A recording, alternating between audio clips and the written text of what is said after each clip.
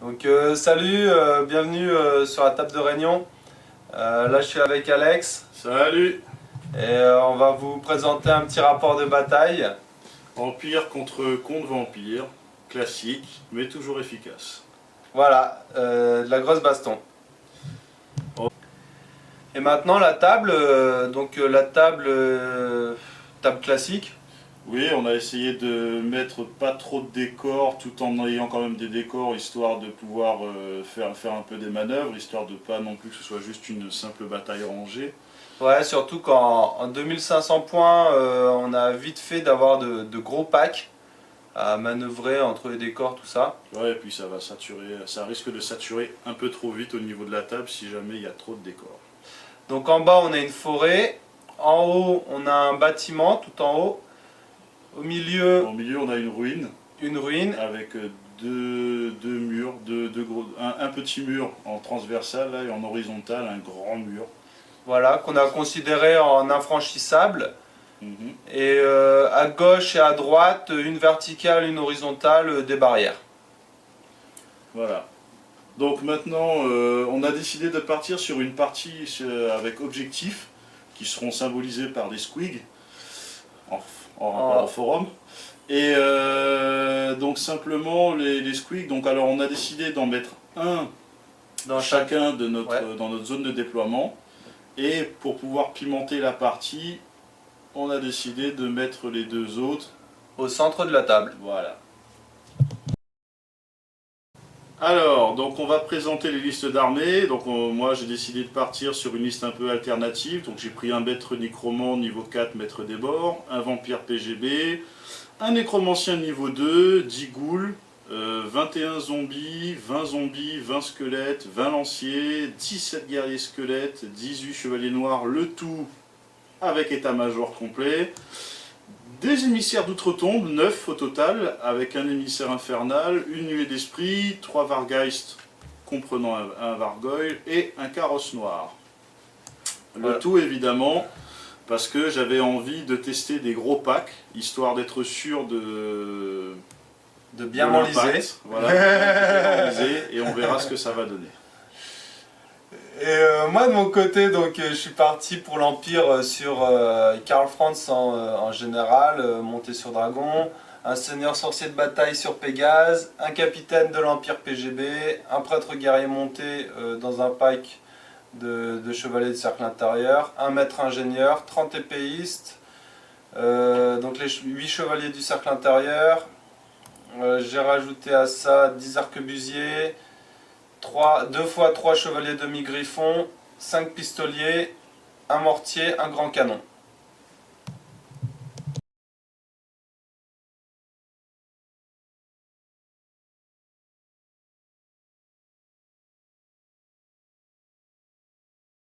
Alors au niveau du déploiement, bon, bah, j'ai décidé de mettre les émissaires en bas de la carte. Tout simplement parce que comme ils ont un mouvement d'avant-garde, j'avais pas envie de le perdre. Je voulais qu'ils aillent au contact, enfin traverser des unités assez rapidement. Juste derrière la nuée d'esprit, parce que la nuée d'esprit voilà, aurait pu aider à impacter éventuellement une éventuelle unité qu'aurait prise ou chargé les émissaires. Un pavé de squelette à côté, histoire qu'ils aient un peu de soutien. Derrière, j'ai mis le PGB pour pouvoir bénéficier de la marche forcée. Et le carrosse noir, parce que voilà, il se déplacera aussi vite que les émissaires et il pourra impacter gentiment les autres unités à côté. De l'autre côté du mur, on a donc deux pavés de squelettes, dont un lancier, donc un avec arme de base, bouclier, l'autre avec juste lance et bouclier. Un nécro derrière. Ce n'était, je crois, non, c'était pas mon maître nécro, c'était juste un nécro. L'autre nécro, il est dans le pavé de lancier. Derrière ces pavés de squelettes, j'ai mis en soutien donc les cavaliers noirs, enfin les chevaliers noirs, pardon, qui sont donc prêts à recevoir quasiment tout et n'importe quoi. Deux pavés de zombies, donc pareil, histoire d'enliser le centre et de pouvoir réclamer assez vite les objets. Les Vargoyles, qui eux pourront se déplacer sans trop de problèmes, donc je les ai laissés au fond de la map. Et devant les ghouls qui auront pour tâche de jouer le rôle de redirecteur ou de soutien en fonction de ce qui va se présenter à moi sur le bord de la table. Ce qui nous fait une zone de déploiement bien remplie, bien cossue. Et bien chargée. Ah bah après du coup on va passer à mon déploiement. Moi de mon côté j'ai commencé par placer les épéistes en horde, là où ils pouvaient circuler à peu près tranquillement, donc sur le bas. Derrière j'ai mis 10 arquebusiers pour protéger l'objectif avec le grand canon. Comme ça si ça s'approche trop près j'ai la mitraille et les 20 tirs d'arquebusier, ça peut toujours aider. Ça peut toujours dépanner. En soutien des épéistes, j'ai placé les chevaliers du cercle intérieur. Derrière, j'ai mis mon sorcier sur Pégase.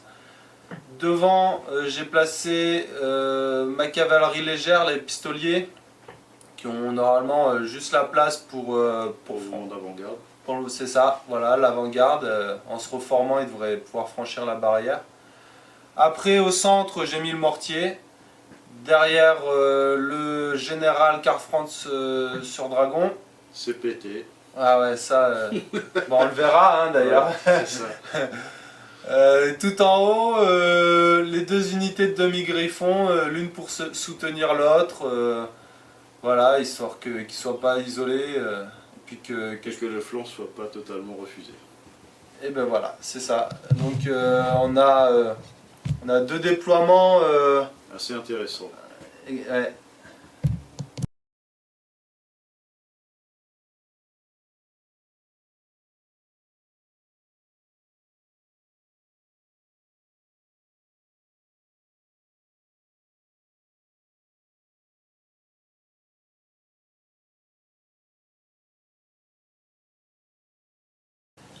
Donc, juste après le déploiement, on est donc passé au fameux mouvement d'avant-garde.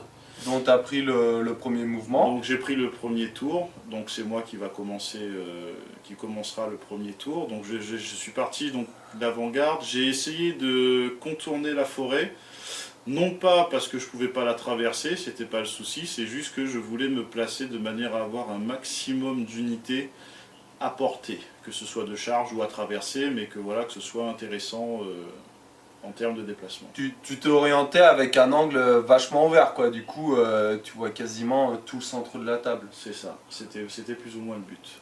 Et moi du coup, j'ai essayé de prendre l'objectif central directement avec mes pistoliers. Et puis, je me suis placé un peu au centre parce que je savais pas trop sur quoi j'allais pouvoir tirer. Les éthérés, faut oublier. Et j'attendais les packs de zombies et les Vargheists, enfin je savais pas encore trop sur quoi j'allais tirer. Bon, donc le tour 1, que j'ai eu l'honneur de commencer. Salaud. Donc on a commencé en fait simplement, j'ai commencé du moins simplement par avancer mes troupes en marche forcée pour la plupart. Surtout au centre, parce que je me suis dit que le centre avait quand même besoin d'avancer un petit peu. Les seuls qui n'ont pas pu bénéficier de ce mouvement restent les chevaliers noirs, qui étaient un peu coincés par les unités de squelettes, mais ça, c'était envisagé. Alors, j'ai fait en sorte aussi que le PGB rejoigne les squelettes, pour pas qu'ils restent isolés. Donc j'ai fait le mouvement des squelettes d'abord, et ensuite le PGB a rejoint l'unité. Le carrosse noir et les squelettes ont fait leur mouvement en marche forcée, sans trop de problème.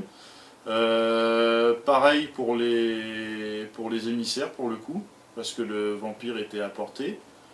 Les zombies, je n'ai fait bouger qu'une unité pour pouvoir garder l'autre au niveau de l'objectif et garder les points, parce qu'on rappelle que la partie était une partie à objectif. Donc il faut contrôler, il faut qu'on ait au moins une unité à moins de 6 pas pour contrôler l'objectif. Ce qui me fait une pétée de 20 zombies sur un objectif, quoi, à détrôner, voilà, après, avant de franchir la ligne, centrale. La ligne de front, quoi. Alors ensuite les ghouls, bah pareil, elles ont avancé tranquillement, et puis ensuite les Vargheists se sont mis en position pour essayer d'attaquer le flanc directement et l'obliger à fermer le flanc et à me laisser un peu le centre de la table pour que je puisse m'installer gentiment. Alors, phase de magie. Donc, grâce au dé, je me récupère 7 dés de pouvoir, 4 dés de dissipation, et en plus, monsieur se permet de canaliser, donc ça lui en fait 5. Mais de toute façon, ça ne servira à rien, puisque je n'ai rien de particulier à faire dans cette phase, et je me dis que ça serait con de risquer un fiasco tout de suite, alors autant j'ai carrément, ouvertement, on va dire, laissé passer cette phase de magie. Alors moi, ça m'aurait intéressé un PGB ou un maître nécromant qui passe direct au premier tour, petite cascade dimensionnelle. Pourquoi pas. Mais il a évité le pire. Donc maintenant, c'est à mon tour d'avancer.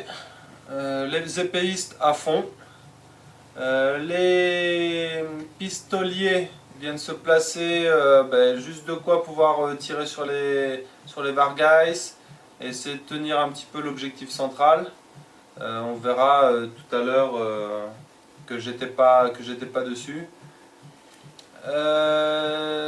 En bas, les chevaliers du cercle intérieur viennent en soutien des épéistes. Ils attendent de pouvoir se frayer un passage entre la barrière et la grosse horde.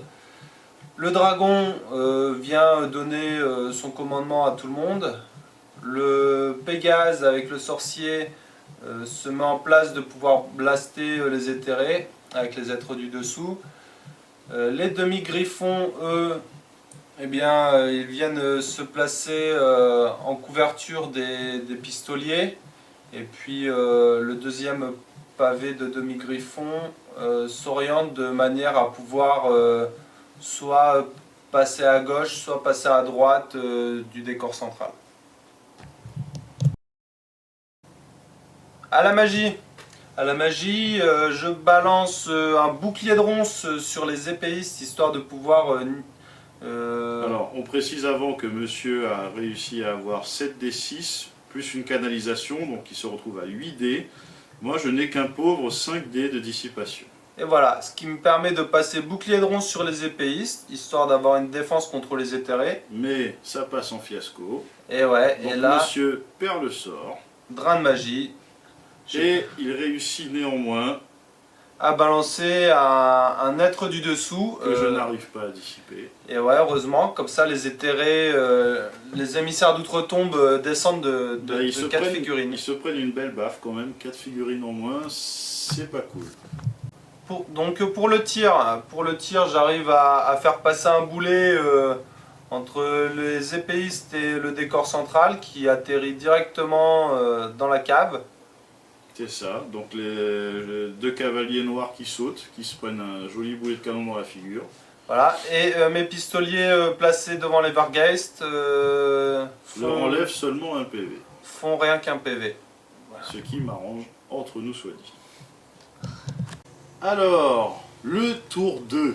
Donc, j'ai décidé de commencer le tour par une charge des Vargeist sur les pistoliers. Parce que c'est facile à péter et que si je les laisse là, ça va me casser les pieds. Et en réaction, moi, je balance mes 20 tirs et sur les 20 tirs, je fais rien. Que dalle. Bref, il est mauvais. Donc, petite précision, on a oublié de dire au début du tour que donc on est à 1 point partout pour l'instant. Donc, la suite de mon mouvement en fait a été gérée par rapport à ça. C'est-à-dire que mes émissaires d'outre-tombe sont partis se placer sur le deuxième objectif central, de manière à ce que je puisse le contester de suite. Et puis, comme il ne m'a rien proposé d'alléchant, entre guillemets, à traverser ou à embêter, je me suis dit, autant me mettre un petit peu hors de portée, ou peut-être obliger le dragon à me charger, bref, on verra par la suite. Le carrosse noir... Les squelettes et les esprits ont continué leur marche forcée vers le centre de la table. Pareil pour le pavé de squelette et le pavé de zombies. Le pavé de squelette avec lance aussi. Les ghouls se sont mis en soutien des Vargeist au cas où. Des fois qu'on ne sait jamais, un mauvais jet de dés peut faire que les Vargeist fuient, on ne sait jamais. Enfin encore, normalement ils ne peuvent pas fuir, mais bon. Admettons qu'ils perdent le combat, ça aurait été embêtant. Donc l'autre pavé de zombie pour le coup n'a pas bougé.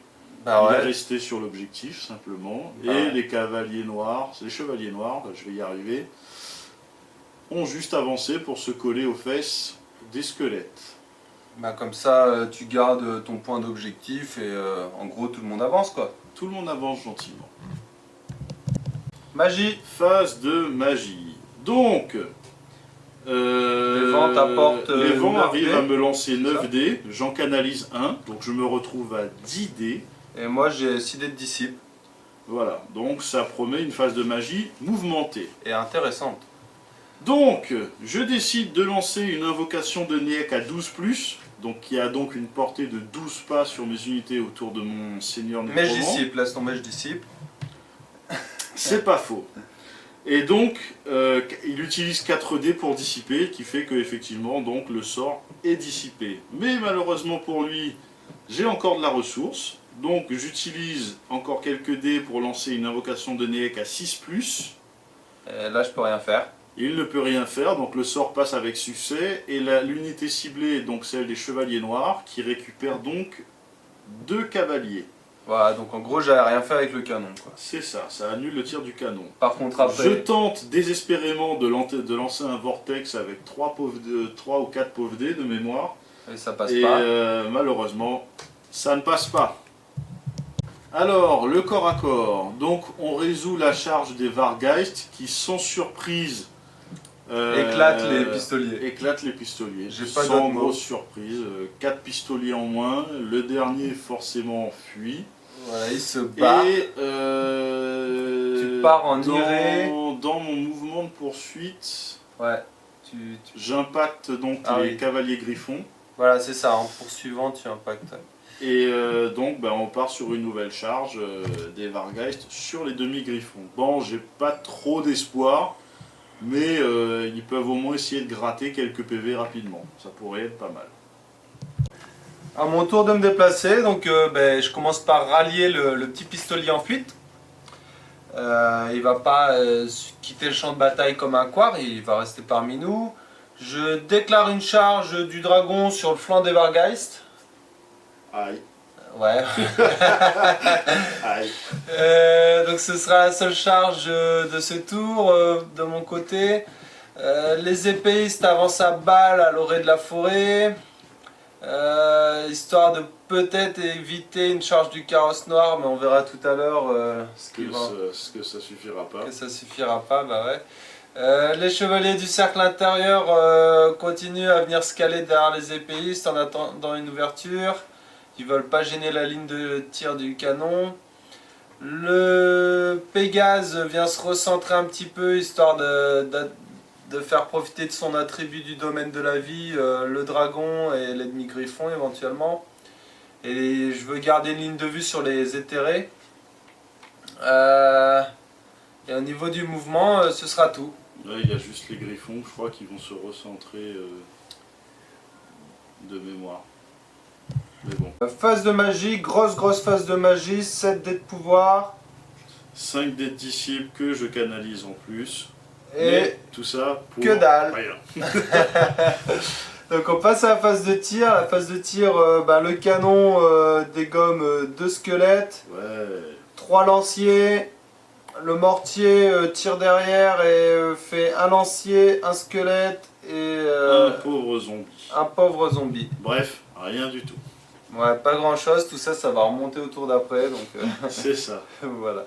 Karl Franz au corps à corps, il lamine les Vargeist quoi. Ouais. Enfin, il enlève qu'un PV, hein, ce tour-ci. Hein. Ouais, il leur enlève un PV de mémoire, c'est ça plutôt. Ouais. C'est juste le dragon qui lui enlève. Non, les demi-griffons enlèvent 3 PV, donc ils me font sauter un Vargeist. Exactement. Les Vargeist ne font qu'un PV sur les demi-griffons en retour. Mais à l'instabilité, Et à l'instabilité, par contre, je perds beaucoup plus. voilà. Ce qui me permet du coup de me reformer avec le dragon et de me préparer à la deuxième vague qui arrive. À savoir les boules. Le score à la fin du tour 2, donc 2 partout, parce qu'on ne peut comptabiliser que les unités qui sont dans nos camps respectifs avec l'objectif, les autres étant contestés de part et d'autre.